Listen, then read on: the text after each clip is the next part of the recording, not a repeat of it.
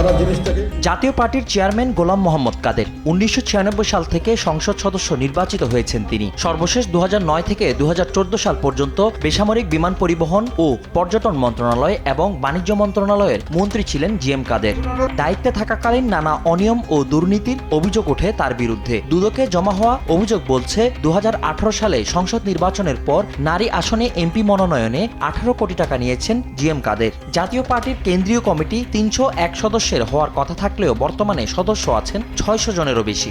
পদ বাণিজ্যের পাশাপাশি বিভিন্ন কমিটি গঠনে বিপুল পরিমাণ অর্থ লেনদেনের অভিযোগ রয়েছে তার বিরুদ্ধে। 2024 সালে জাতীয় সংসদ নির্বাচনে দাখিল করা হলফনামায় দেওয়া তথ্যেও রয়েছে গরমিল। এমন সব অভিযোগ আমলে নিয়ে তার বিরুদ্ধে অনুসন্ধানে নেমেছে দুর্নীতি দমন কমিশন। জনাব গোলাম মোহাম্মদ কাদের, চেয়ারম্যান জাতীয় পার্টি, দলীয় মনোনয়ন বাণিজ্য, পদ বাণিজ্য, বিদেশে অর্থ পাচার সহ জ্ঞাত আয়ের উৎস বহির্ভূত সম্পদ অর্জনের অভিযোগে তার বিরুদ্ধে অনুসন্ধানের সিদ্ধান্ত গৃহীত হয়েছে।